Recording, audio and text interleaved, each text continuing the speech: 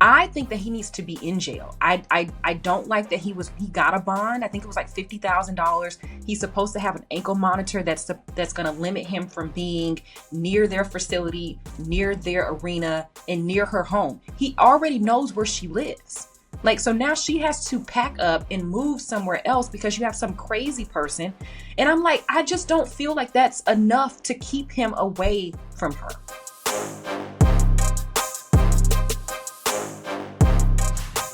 Welcome to another episode of The Fumble. It's your guy, Rodney Rikai. I got my beautiful co-host, talented, brilliant, all the things. We got Samaria Terry in the building. What's happening, sister?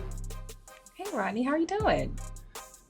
That felt creepy. I don't know. How am I doing? Should I watch out? I don't know. Last week you was talking about my head, and I was real self-conscious about that. So I made sure to get my hair done so you can't see the shape of my head. I'm not gonna lie. I forget the shape of your head. Your eyebrows look amazing. Did you find like a new? Yeah, like they look really good. Is this your own work? Did you hire a new brow lady? I let the same lady do my eyebrows, and then I just fill them in. You look good. You look good. And you got your little golf lip liner. I see you, man. You ready to talk some sports? What's up? Let's do it. Queen of the damned. What?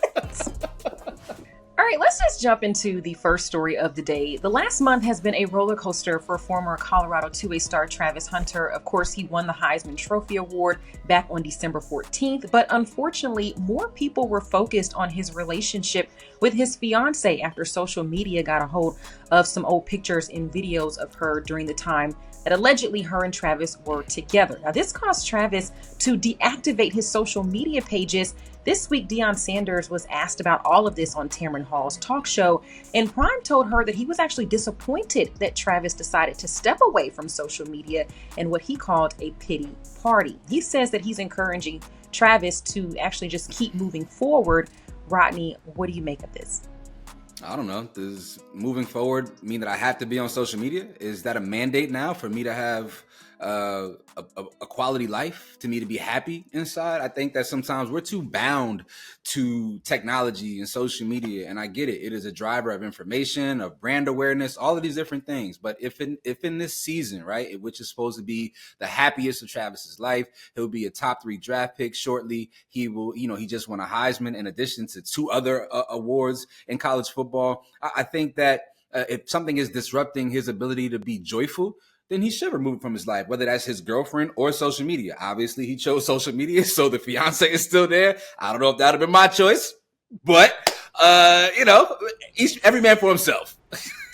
It's very disappointing to me that this is what all of this has come to. He was literally named the best player in all of college football. He was able to do some things this season that we really have never seen anybody do before at a high level on both sides of the football.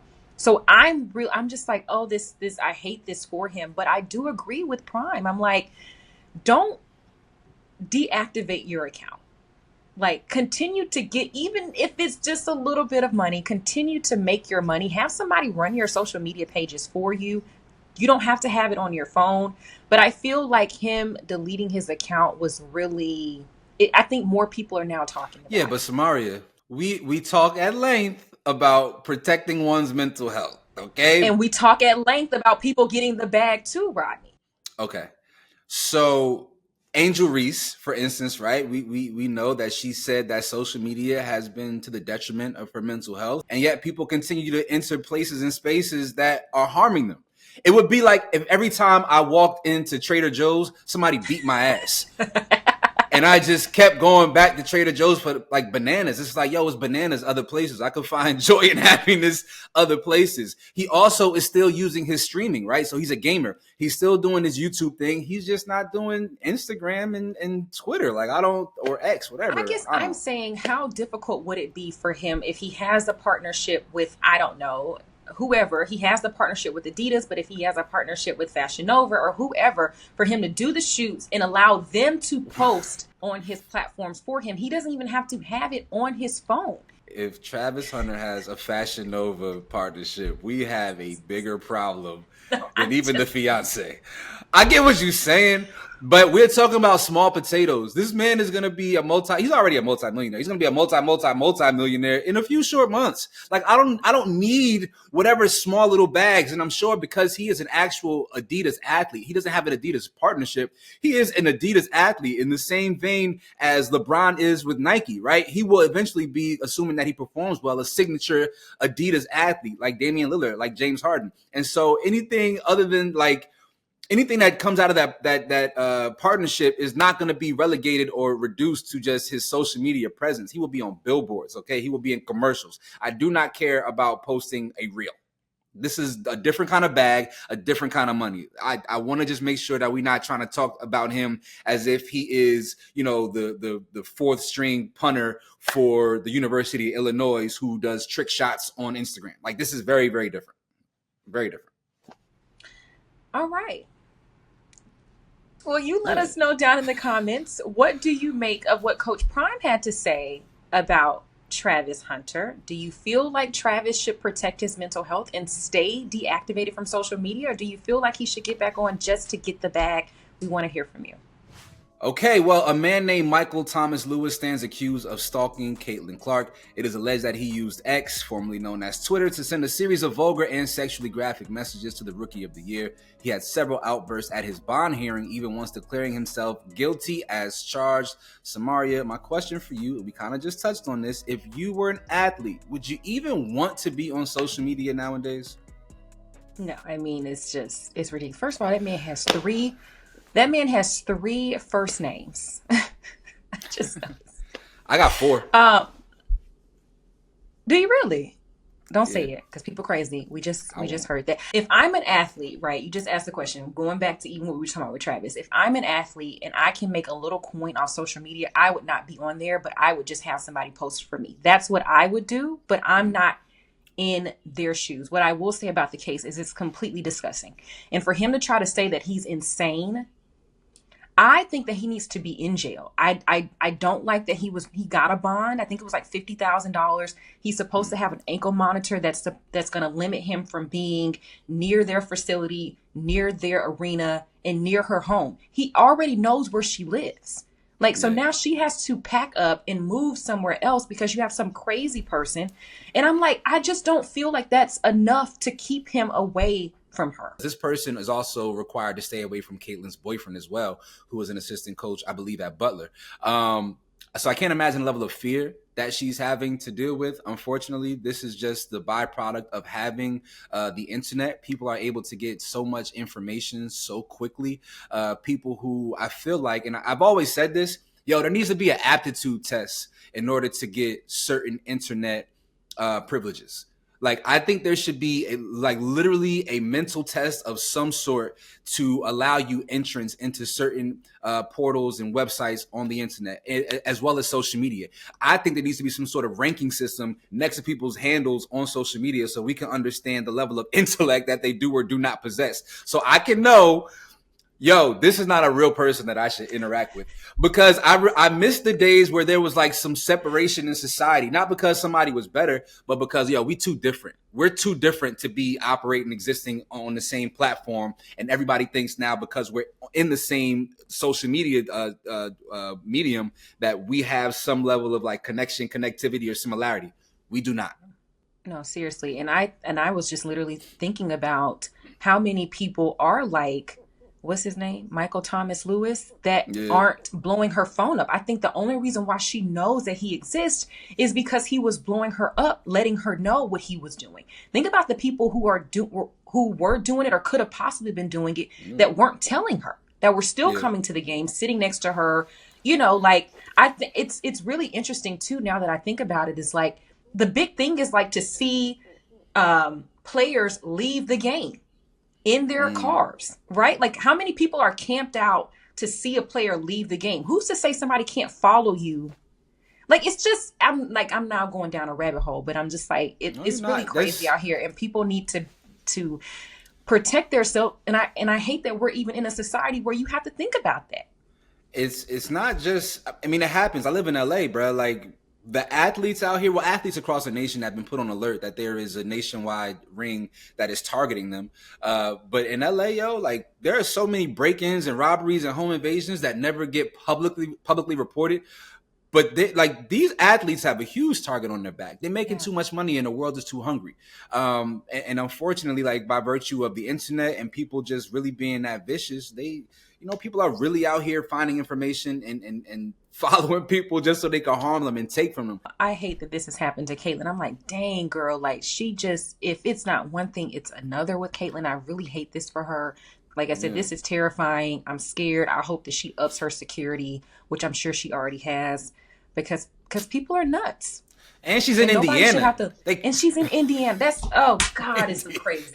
Indiana, man. Who was worse, anyway. Indiana or Ohio? It's weird. I don't know. They got some crazies. Indiana. I done been to Indianapolis, and I was like, oh, this is like a really different kind of like function of people. I want to test out. You haven't been to Ohio, like middle of nowhere, Ohio, though? No, but I know really, really great people from Ohio, and they got a lot of talent in Ohio as well. There ain't a lot of talent coming out of Indiana, and if you know what I mean, you know what I mean. Anyway, y'all let us know your thoughts on Caitlyn Clark's Stalker. Should this person be locked up or should they receive mental health services? And what are your thoughts overall about athletes being on social media? Let us know your thoughts in the comment section. All right, Rodney. Last week, the New Orleans Pelicans suspended Zion Williamson for 1 game for a violation of team policy. The suspension is reportedly coming from tardiness on several occasions. Now, since then, he did play in 2 games, averaging 18.5 points, 6 assists. Zion has played in just 9 games overall this season. He could miss a second straight game this week for conditioning. But it's clear to most of us that Zion is ready to leave New Orleans, maybe for a bigger market. But Rodney, is Zion serious enough to be in the NBA at this point? Yeah, I think so. I think that, all right, one of my really good friends is Tobias Harris. And we would often talk about how where you are drafted will determine how your career goes. And had Zion been drafted by the San Antonio Spurs, I feel like his career would have been a lot different. And so he's still young enough. I think he's only like 24, 25 years old. He is still young enough to be put into an environment that teaches him how to be an actual professional. I don't remember who Zion's vets were when he got drafted to the Pelicans. I don't know that he's been surrounded by a front office that is making sound decisions. Again, being drafted to the city of New Orleans, period, was like a terrible, terrible situation that he got placed into just based on the fact that the food is too good. It's too good. But clearly he has not been brought along in a professional environment that showed him how to be a professional. But I think a change of scenery will probably do him some justice, as long as it is to a team and an organization that has strong leadership. It has to have strong leadership, both with the players and in the front office. Outside of that, it's not going to work. So at what point do we put the onus on players to come to the league and be professionals? Well, it depends. I'm saying he came from Duke. I don't think that Duke is an unprofessional organization. They're not an unprofessional program. I feel like most people that are coming out of Duke, when they got to the league, are a little bit more professional than Zion has been. Like, you're making all of this money. You don't have anybody on your team that's telling you what you shouldn't be eating, what you should be eating, who you need to be messing with. Well, you can't stop the latter part. Being on time. Because you're talking about food. I wrote right here, food. What about the women? Like, you don't have anybody in your camp that's telling you. Samaria. If I like big butts, you ain't stopping me from chasing fat asses. There's a difference between a big butt and a nasty butt. See, them butts. Your hamburger might be my steak. The point I'm trying to make is, Rodney, is that you're making so much money. You were drafted number 1 overall. Like, at a certain point, you got to come into a situation a little bit more serious. And I don't feel like he's been serious. And I don't think that him going to a bigger market or a better franchise is going to make him more serious. That's what I'm because like even little things like being on time, Rodney, he's been in the league too long to not be on time. Yes, but if you have not been nurtured by strong leadership, like he came into the league as a boy. I don't care what you say. Like, Duke's professional environment don't matter. He came in the league at 19 years old as a boy. Okay, so as a boy, he was not put around strong male leadership in that new professional environment. So he developed really bad habits. If Zion Williamson was drafted by the Miami Heat, he would be a different person. He'd be regarded as a different kind of person because Pat Riley would have had his foot up his ass. So I can't even tell you who was in the front office for the New Orleans Pelicans. Do you? And I'm not trying to say that because, you know, that person is not. I think that they have. Do they not have a black woman in the front office? I don't know because they just fired. Didn't they fire a female coach? Yeah, so they have Swin Cash. She's the senior vice president of basketball operations. Respectfully, I said strong male leadership, and I'm not. And again, I'm not. I need to say this, and I'm gonna stop like backing down and tapering down the fact that I am a man. The way men interact is very important. It's very important for men to lead men in certain regards, in certain aspects. The female influence, the feminine energy is very important as well. But there is something to be said about being a man who is a leader of men. And with all due respect to Swin Cash, I'm sure she's doing a phenomenal job. For energy and an entity like Zion Williamson, he just might need somebody that he actually physically fears, right? And so that is something that sometimes can help a young man shape up and act and walk in accordance with how we think that he should exist. It is time for him to get out of New Orleans, but I don't want to see him in Los Angeles. I can't imagine his ass running around this city with all of these women. He needs to be in a Miami. He needs to be in a San Antonio. Oh, Miami's and maybe better? even because of Pat Riley. Because of Pat Riley. Okay, but I think that there's still. I think or Detroit, that or go to Detroit. Ain't shit in Detroit. Shout out to the D. Wait a minute. Dang. How we catch it straight? Anyways, I think that I get what you're saying, right? I think that he should be a part of a better organization, but I do feel like we have to put a little bit on Zion too. He has to step up and really want it for himself. And the money that he makes, he has to have also a team around him. It's clear that he's being failed from all angles because he doesn't even have a team.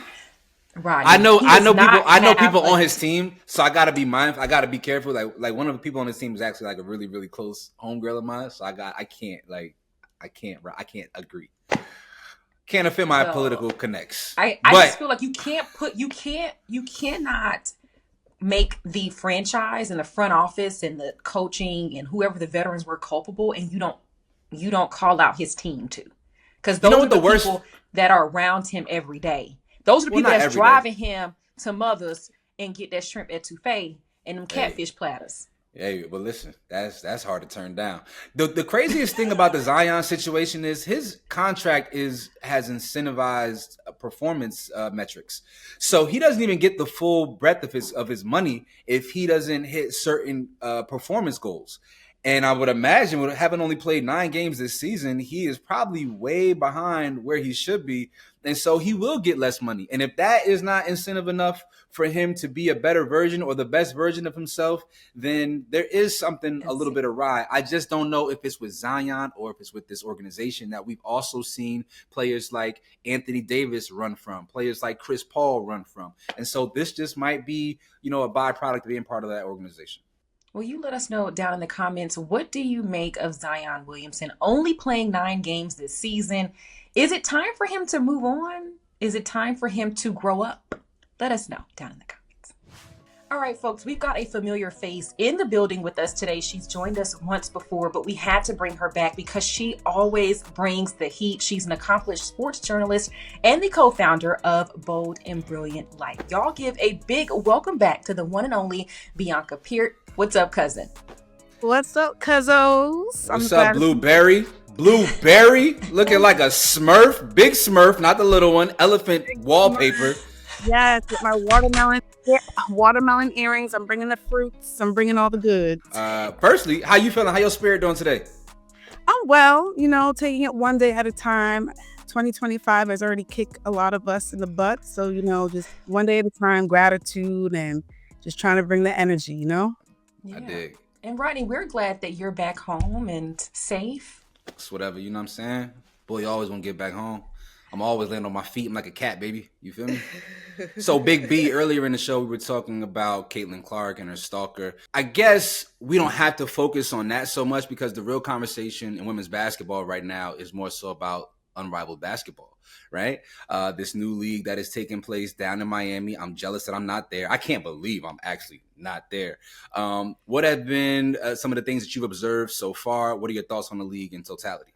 Yes, I'm very excited about Unrivaled. It's literally a league of its own, 3 versus 3 women's basketball, founded by active WNBA players, Brianna Stewart and Nafisa Collier. So this is awesome because it's women-backed, active players. They know what it's like to, create a league and have these star players come together and show out. And what's great about Unrivaled is that it's happening over the next 10 weeks, where typically WNBA players would go overseas.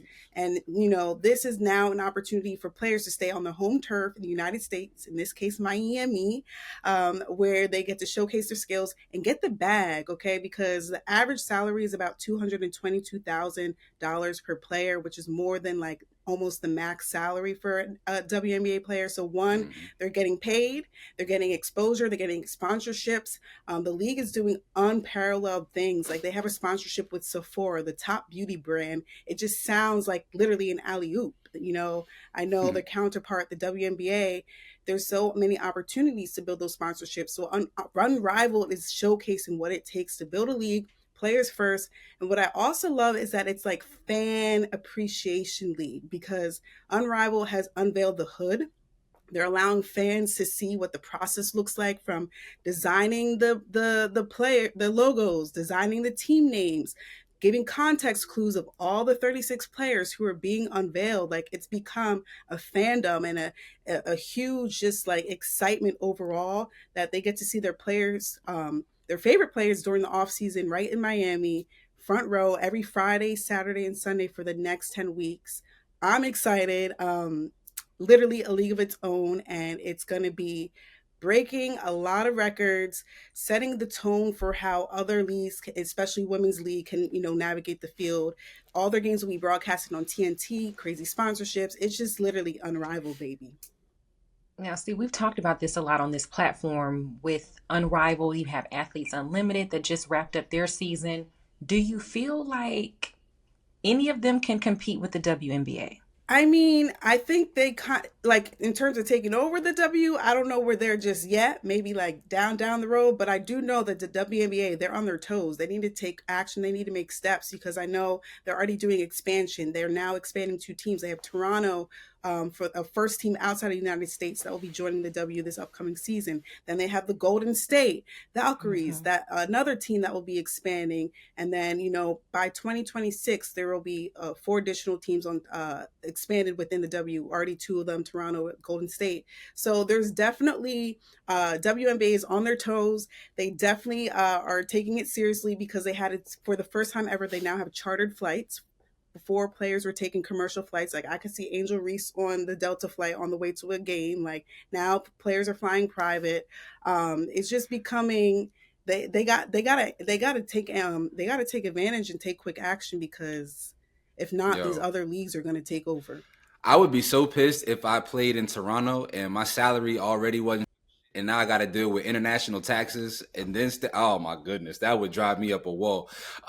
Anyway, I want to kind of change the mentality around how we think about the competition between Unrivaled and the WNBA. I think it is to the benefit of all parties involved to work in tandem and to be in support of one another with these 2 leagues. I think they should not be viewed as competitors, but more so as drivers and facilitators of more appreciation of women's basketball. Because the leagues, like you said, they're different. The game style is different. This is full court 3-on-3 basketball versus traditional 5-on-5 basketball. Some of the rules are very different as well. But the exposure, right, by virtue of having people know more on a personal, intimate level, these players that are playing in Unrivaled that also play in the WNBA, it also gives the WNBA a chance to benefit from this league as well, giving more year-round coverage for women's basketball. So I just want to make sure that we're not competing these women against women, because that is, or pitting these women against women, because that is something that is often said, especially in the media.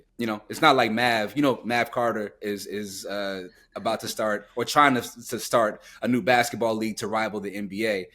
seeking out about $5 billion as well. So that would be more of like a rivalry thing, trying to create a competitor for the NBA. But I think Unrivaled is very different in their approach.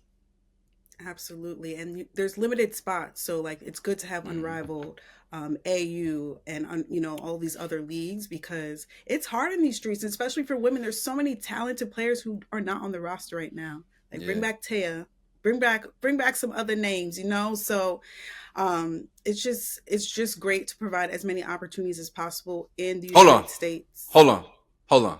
She said it. Hold on. They need some more male energy down there. I get that we out here celebrating women, but we gotta have some balance. Can I be a sideline reporter? Can I get some? Can a brother be present out there on the media tip and get welcomed and warmed and embraced? I don't see no male interactions, and we need that. That is, and I'm not trying to be funny, but ironically, it is important to have some male energy present, because men need to be a part of the conversation as well to expand the appreciation. We are a consumer as well. Absolutely. We are a consumer as well. Absolutely. And there is a male broadcaster on the TNT broadcast. Can't remember his name off the top of my head, but of course at leadership, Alex Bazell, who's Nafisa Collier's husband, is behind the scenes running things. So I ain't talking about that. You know what I'm talking about. I'm in talking front of about the camera. Yes, it's going to be there. Let me be the Taylor Rooks of Unrivaled. Why can't I be the Taylor Rooks of Unrivaled? You can be. Just talk about women's sports more. Once you talk about women's sports, do I not, Samaria? We do. Okay. I'm passionate. I know we talk about women. We're all passionate. I think that's the beauty. And then again, because of this new league, this is an opportunity for all of us to be those stars, if you will. Tweet about it, thread about it, X about it, TikTok about it, all them things about it. And that's what brings everyone together. So even though we're not maybe affiliated with them yet, it takes us talking about it now and talking about it here, because that's how we get picked and poached, and then we'll be a part of the Unrivaled squad. 10 weeks in Miami with beautiful basketball players just sounds like my kind of assignment. Okay, pro bono work, whatever y'all need. Okay. Oh, anyways, Bianca, you made a great point. You brought up Taya Cooper. I'm trying to think of some of the other women who were complete dogs in college that aren't in the WNBA. What was the point guard for LSU? Alexis Morgan or Morris? Alexis Morris. Like she's one. Like I'm trying to think of like some other women that were really, really good in college that didn't get the opportunity to play because there just weren't any spots.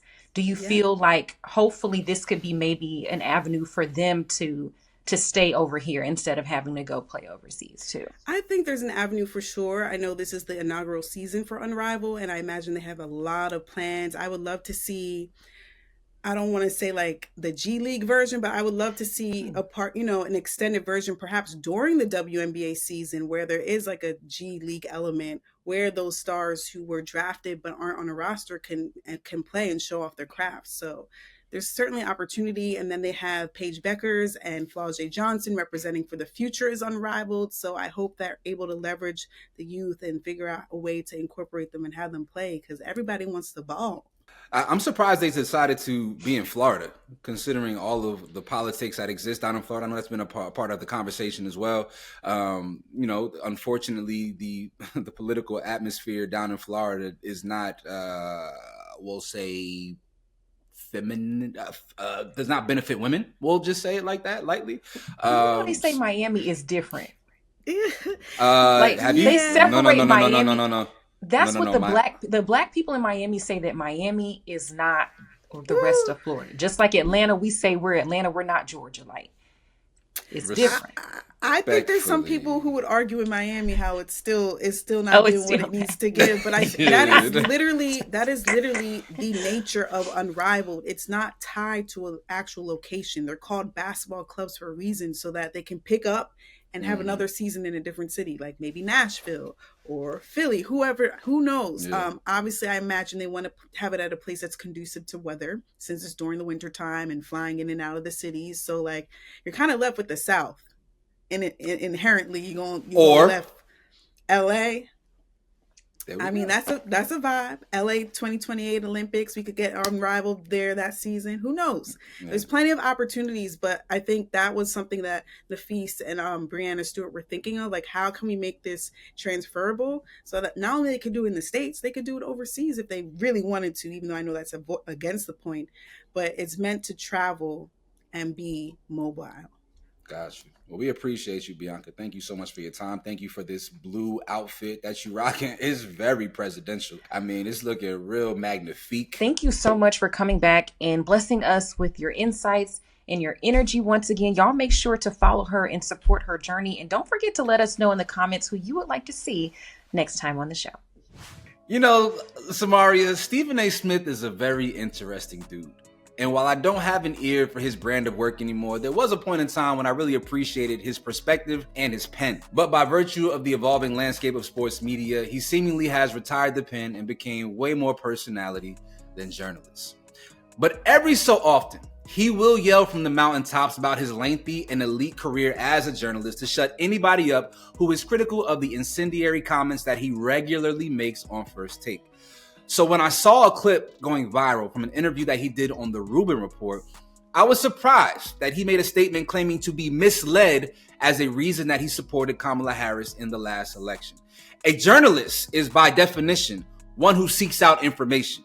And on something as important as the presidential election, Stephen A. Smith didn't do his due diligence. I can understand that there is a growing line of people making sure that they are in alignment with our president-to-be, a line of people who were once very critical of him, but are now afraid of what it may look like to not be in his good graces. I understand why that alliance is important for CEOs of social media monopolies that seek to eliminate its competitors from the U.S. market, or a billionaire who isn't even from this continent seeking global power to play God through technology. But for a journalist to say that they were misinformed about the incoming president's competitor and then not go into detail on what they were misinformed about now makes everything they say about anything, including sports, questionable. So Stephen A. Smith gets the fumble of the week for finally admitting that he has forgot how to be a journalist. You know, the word that comes to mind when I think of Stephen A. Smith is wordsmith,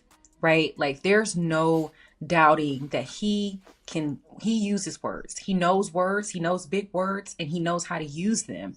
And I think in that interview, he said a lot of nothing.